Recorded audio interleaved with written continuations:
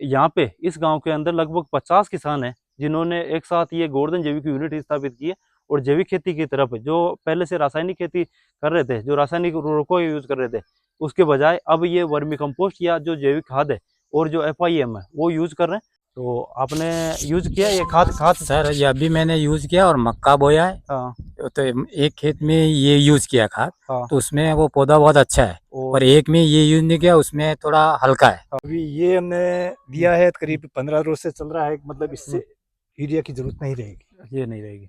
अभी उसका जो पौधे का बचपन दिख रहा है। हाँ तो शायद दोबारा खाद की जरूरत नहीं रहेगी। अच्छा। नमस्कार साथियों, किसान क्लब के ऑनलाइन प्लेटफॉर्म पर आप सभी का स्वागत है। आज हम बात करने जा रहे हैं राजस्थान सरकार की एक महत्वपूर्ण योजना जो जैविक खेती को बढ़ावा देने के लिए राजस्थान सरकार के द्वारा चलाई गई, उसका नाम है गोवर्धन जैविक उर्वरक योजना।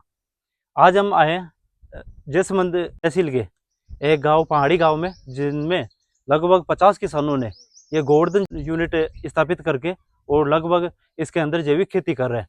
तो हम आज बात करेंगे ये इन किसानों से कि इन्होंने अभी ये जो पीछे आप देख पा रहे हो एक गोवर्धन जैविक यूनिट ये स्थापित की है, तो इन्होंने किस प्रकार से आवेदन किया, कहाँ से आवेदन किया, कौन कौन से डॉक्यूमेंट्स की आवश्यकता हुई, प्रशासनिक स्वीकृति कितने दिनों के बाद में मिली, या प्रशासनिक स्वीकृति मिलने के बाद में किस प्रकार से ये यूनिट स्थापित करनी है और इसका क्या फायदा है और कितनी सब्सिडी मिलेगी, इस प्रकार से हम चर्चा करेंगे। तो सबसे पहले हम बात करेंगे, आपका एक बार नाम बता दो, आपका पता बता दो, यहाँ पे कौन सा गांव का नाम, और ये उसके बाद में हम बात करेंगे इस unit. Mahendra Singh Rathore, son of Madho Singh ji, village Pahari, tehsil सड़ा, जिला उदयपुर। अच्छा, आपके कितने की जमीन है यहाँ पे?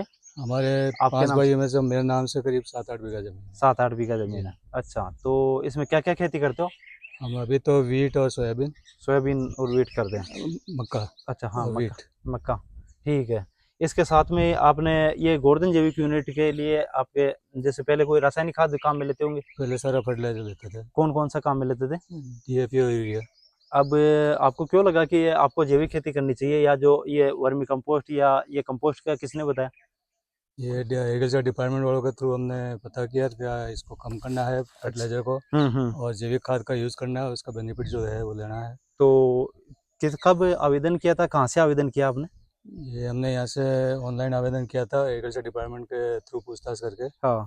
और ये साहब हमारे साथी जी ने इसमें हेल्प किया। हाँ।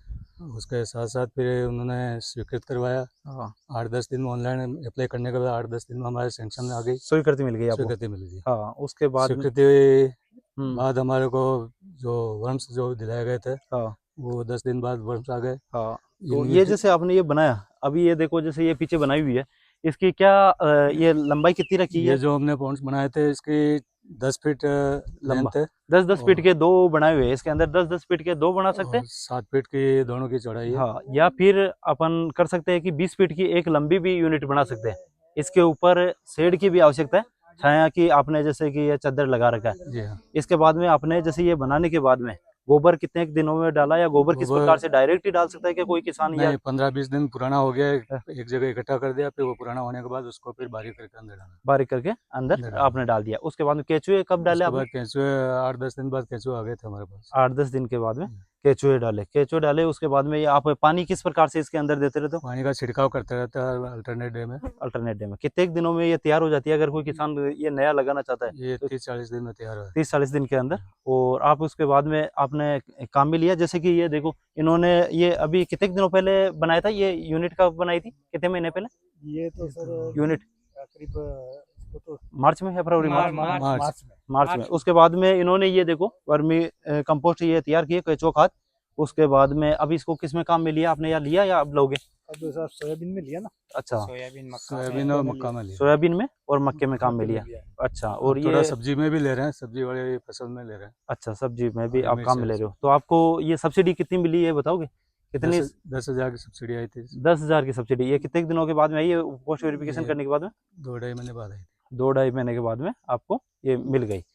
तो आपने देखा कि ये किस प्रकार से आप एक गोवर्धन जैविक यूनिट स्थापित कर सकते हो। इसके साथ में यहाँ पे इस गांव के अंदर लगभग 50 किसान हैं जिन्होंने एक साथ ये गोवर्धन जैविक यूनिट स्थापित की है और जैविक खेती की तरफ, जो पहले से रासायनिक खेती कर रहे थे, जो रासायनिक उर्वरकों यूज कर रहे थे, उसके बजाय अब ये वर्मी कंपोस्ट या जो जैविक खाद है और जो FIM है वो यूज कर रहे हैं।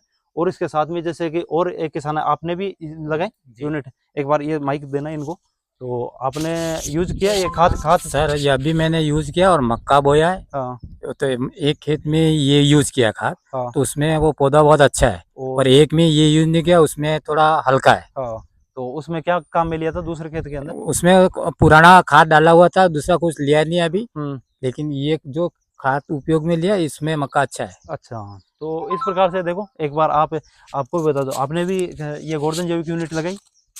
हाँ सर। आपने भी लगाई, तो हाँ, इसका क्या फायदा है? जैसे उस रासायनिक जो अपने यूरिया फर्टिलाइजर या डीएपी एसएसपी या वो काम में लेते हैं, उसके बजाय ये जैविक खाद में ये काम। सर ऐसा है, डीएपी और यूरिया, डीएपी लगाते हो, वो यूरिया भी देना जरूरी था। अभी ये हमने दिया है, करीब 15 रोज से चल रहा है, मतलब इससे यूरिया की जरूरत नहीं रहेगी। ये नहीं रहेगी। अभी चलो। उसका जो पौधे का बचपन दिख रहा है, हाँ, तो शायद दोबारा खाद की जरूरत नहीं रहेगी। अच्छा, इस प्रकार से हाँ। अभी लग रहा है ना। हम्म। ठीक है, इसके साथ में क्या है कि जो अपने और न्यूट्रिएंट होते हैं ना, न्यूट्रिएंट जैसे यूरिया देते हैं, यूरिया में केवल एक नाइट्रोजन, एक पोषक तत्व मिलता है, जबकि अपने पौधों को टोटल 17 पोषक तत्वों की आवश्यकता होती है। तो जो टोटल 17 पोषक तत्वों की आवश्यकता है, ये जो अपन जैविक खाद में काम में लेते हैं, जो वर्मी कंपोस्ट हो गया, FYM हो गया, उसके अंदर टोटल जो संपूर्ण 17 पोषक तत्वों की आवश्यकता होती है वो पूरी करता है। क्योंकि जो किसान होता है वो सूक्ष्म पोषक तत्व होते हैं, जो माइक्रोन्यूट्रिएंट के नाम से बोलते हैं, वो अप्लाई नहीं करता। तो इस प्रकार से अगर अपन जैविक खाद में काम में लेंगे तो मिट्टी की संरचना भी सुधरेगी, और इसके साथ में जो पौधे की हेल्थ है वो भी सुधरेगी, और अपनी पैदावार भी बढ़ेगी। तो अगर जो किसान गोवर्धन जैविक यूनिट में आवेदन करना चाहते हैं, वो अब के बार राजस्थान सरकार के द्वारा बहुत सारे आवंटन मिले हर डिस्ट्रिक्ट को, तो वो ज़्यादा से ज़्यादा आवेदन करके और इस योजना का लाभ ले सकते हैं। धन्यवाद साथी।